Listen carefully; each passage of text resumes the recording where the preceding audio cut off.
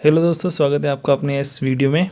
तो आज अपन सीखने वाले हैं कि घातांक के जो नियम होते हैं या घातांक से जो सूत्र लगा के हम सवाल हल करते हैं या कोई नियम जब लगता है तो उसमें क्या क्या परिवर्तन होता है, क्या हमको उसका ध्यान रखना है।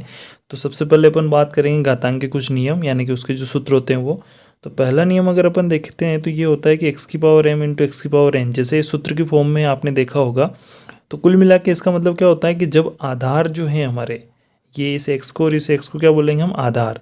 तो ये दोनों आधार जब समान होते हैं तो इसकी जो घातें हैं वो गुणा होने पर जुड़ती है। तो ये जो हमारा नियम बनेगा ये बनेगा कि एक्स की पावर हम लिखेंगे एम प्लस एन। ठीक है। फॉर एग्ज़ाम्पल अगर मैं आपको बताऊं तो कभी ऐसा होता है कि अगर हमारे पास कोई सवाल है, जैसे मान लो ये 4 है, 4 की घात 3 है, इंटू यहाँ है 4 और इसकी घात है 2। तो ये आधार समान होने पर और गुणा होने पर इन दोनों घातों को हमको जोड़ना है, यानी कि इसको लिखेंगे हम 4 की घात 5। तो ये सूत्र हमारा सवालों में ऐसे काम आएगा। इसके सवाल भी हम सीखेंगे कौन कौन सवाल एग्जाम में आने जैसे होते हैं, कौन कौन सी चीज़ें पूछी जा सकती है। पहले हम नियम पढ़ेंगे। दूसरा हमारा नियम है कि आधार इसमें समान है, लेकिन अगर बीच में डिवाइड हो, भाग का चिन्ह हो, तो घातों में क्या होता है, तो उस कंडीशन में जो घातें होती है वो घटती है, दोनों में माइनस होगा। जैसे फॉर एग्जांपल 6 है, 6 की पावर 4 है और यहाँ डिवाइड है, ये हमारा 6 है, 6 की पावर यहाँ पे 3 है। तो उस कंडीशन में क्या होगा, घात जो है डिवाइड होने पर घटती है, तो 4 माइनस 3 हो जाएगा, यानी कि 6 की घात कितनी हो जाएगी, 1 हो जाएगी। ठीक है। तो गुणा होने पर घातें जुड़ती हैं और भाग होने पर घातें घटती है। तीसरा नियम अगर अपन देखें कि जब घात के ऊपर घात हो यानी कि डबल पावर हो तो उसमें क्या होता है, तो जब घात के ऊपर घात हो दोस्तों तो सब घातों का उन दोनों घातों का गुणा हो जाता है। मैं आपको एग्जांपल भी बताता हूँ, जैसे इसमें कि अगर मान लो हमारे पास ऐसी कोई कंडीशन बनती है, जैसे मान लो यहाँ लिखा है 5 की पावर 3 है और फिर ब्रैकेट लगा के उसकी पावर 2 और ऊपर लिखी हुई है, तो उस कंडीशन में 5 जगह से रहेगा, 3 और 2 दोनों घात का गुणा हो जाएगा, तो 5 की घात बन जाएगी 6। तो घात के ऊपर घात होने पर उसका गुणा होता है।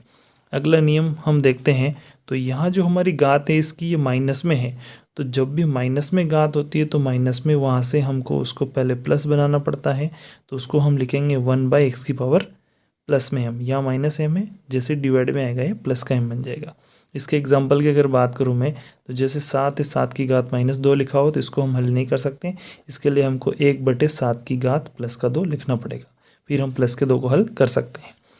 ये मोस्ट आईएमपी नियम है जो बहुत सिंपल भी है, लेकिन जब तक ध्यान नहीं होगा हम इसको सही नहीं करेंगे।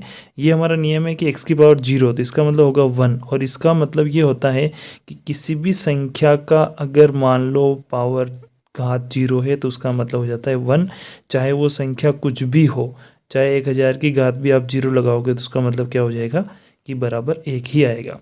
ठीक है दोस्तों। अगला जो हमारा लास्ट नियम है वो ये बोलता है कि अगर x/y लिखा हुआ है उसकी होल पावर m है, तो इसका मतलब क्या होता है, इसका मतलब ये होता है कि हम जो होल पावर m है उसको सेपरेट अलग अलग दोनों की पावर अंश और हर की दे सकते हैं।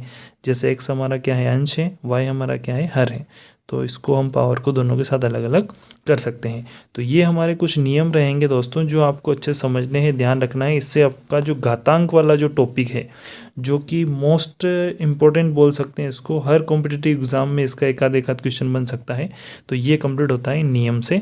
अब इसके सवाल देखते हैं। घातांक के नियम से हल होने वाला ये पहला क्वेश्चन अपन देखते हैं।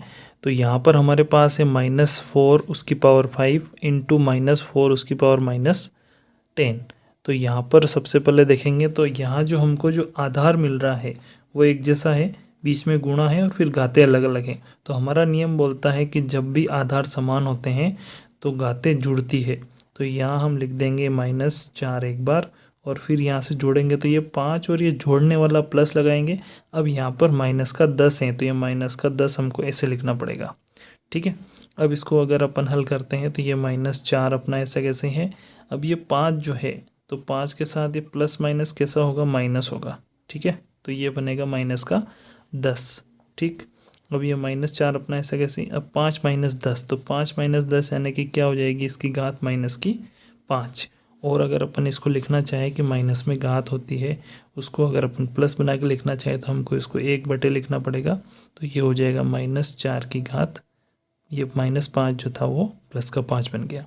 तो ये हमारा हो जाएगा इसका आंसर, 1/-4 की घात 5। घातांक के नियम का दूसरा सवाल अगर अपन देखें तो जैसा ये है 4 की घात 3, फिर ब्रैकेट के बाहर पावर इसकी है घात -2 इंटू 2 की घात -3। इसको कैसे हल करेंगे? तो जैसा कि हमको पता है, अभी जो हमने घातांक के नियम देखे थे उसमें हमने सीखा था कि अगर घात के ऊपर घात हो तो उसका गुणा होता है। तो पहले हम यही करते हैं, यहाँ से 4 ऐसा कैसे लिखेंगे, ये 3 और इसमें गुणा होगा -2 का, क्योंकि घात के ऊपर घात है। फिर अगला जो हमारा इसके इंटू में है 2 की घात -3, इसको हम ऐसा कैसे लिख देते हैं। फिर आगे चलते हैं तो यहाँ से ये हमारा 4 हो गया, 3 का गुणा -2 में होगा तो 3 दूनी 6 और माइनस का एक नंबर है तो माइनस का आएगा 6। ठीक है, फिर इंटू ये हो गया हमारा 2 इसकी घात 3। तो ये घात के ऊपर घात वाली अपनों ने कंडीशन से इसको हल कर लिया। अब इसको आगे हल करने के लिए हमको पहले ये करना पड़ेगा कि ये जो 4 है इस 4 को हमको लिखना पड़ेगा 2 की घात 2, क्योंकि 2 की घात 2 क्या होता है, 4 होता है। और ये 6 जो है ये चला जाएगा ब्रैकेट के बाहर घात में। ठीक है, अब ये जो कंडीशन है ये हमारी वापस वही वाली कंडीशन बन जाती है कि घात के ऊपर घात हो तो क्या करते हैं। तो घात के ऊपर घात होने पर हमने अभी सीखा था कि गुणा होता है, तो ये हो जाएगा गुणा, और ये हमारा 2 की घात -3 ऐसे कैसे रहेगा। ठीक है, तो यहाँ से जब इनका 2 का गुणा -6 में होगा तो ये बन जाएगा -12 इंटू 2 की घात ये हो जाएगी -3। ठीक, अब यहाँ से हमारा फिर अगला नियम इसमें अप्लाई होता है कि अगर आधार समान हो तो घातें जुड़ती है। तो यहाँ से हम इसमें वो नियम अप्लाई करेंगे। तो यहाँ से 2 और ये -12 प्लस जुड़ेगा इसके लिए प्लस, और फिर ये -3। तो हमको पता है कि जो प्लस है हमारा वो माइनस के साथ इंटू होके क्या बनाएगा, माइनस ही बनाएगा। तो -12 और -3। ठीक है, तो ये 2 की घात हमारी हो जाएगी -12 और -3 जुड़ के -15। तो 2 की घात -15 हमारा इसका आंसर बनेगा। तो एक घातांक के नियम से कुछ थोड़ी सी चीज़ें अगर अपन ध्यान रखेंगे तो पूरा सवाल अपना सिंपल बनेगा।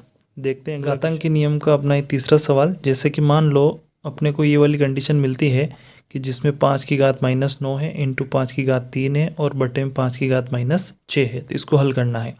तो अभी जो हमने जो नियम पढ़े थे उसमें यह था कि अगर गुणे में हो तो घातों को क्या करते हैं, भाग में हो तो क्या करते हैं। लेकिन यहाँ पर थोड़ा सा वो कॉम्प्लिकेटेड बना गया है इसको, और मिक्स करके दे दिया गया है कि इंटू में भी है और डिवाइड में भी है। तो आपको बिल्कुल भी डरने की ज़रूरत नहीं है, बस 2 मिनट में हम इसको कर सकते हैं या उससे भी कम समय में कर लेंगे। हमको क्या लिखना है यहाँ से कि ये 5 की घात -9 ऐसा कैसे लिखेंगे, इंटू 5 की घात 3 ये भी ऐसा कैसे लिखेंगे। अब ये जो डिवाइड में है यानी पूरा बटे में है, तो अभी हमने एक नियम पढ़ा था कि अगर किसी की घात माइनस में होती है तो हम उसको 1 के बटे में लिखते हैं तो वो प्लस बन जाती है। तो इसका उल्टा भी हो जाएगा। क्या होगा कि अगर बटे में मान लो किसकी घात माइनस में है तो इसको ऊपर ले जाएंगे तो ये प्लस में बन जाएगा। तो ये नियम हम इससे बना सकते हैं। ठीक है, ये सूत्र आपका इस सूत्र से बन सकता है, बिल्कुल ये 100% सही है। तो यहाँ से देखेंगे तो 5 की घात -6 है, तो इसको हम ऊपर ले जाएंगे तो इंटू में चला जाएगा और ये 6 जो है ये किसका बन जाएगा, प्लस का बन जाएगा। तो हो गया हमारा आसान। हमने क्या सीखा था, आधार समान होने पर घातें जुड़ती है, तो यहाँ से जुड़ेगी तो ये -9 प्लस का 3 प्लस का 6, क्योंकि तीनों 5 5 5 आधार समान, तो एक बार लिखेंगे -9 प्लस 3 और प्लस 6, ये ऐसे जोड़ के इसको लिखेंगे। तो ये 5 ऐसे कैसे ही। अब यहाँ से देखेंगे तो ये -9 और ये 6 और 3 जुड़ के 9, यानी कि 5 की घात कितनी बनेगी, 0। और एक नियम हमने ये भी पढ़ा है कि अगर किसी की घात 0 होती है तो उसका आंसर क्या आता है, 1 आता है। तो ये 1 हमारा क्या होगा, आंसर होगा।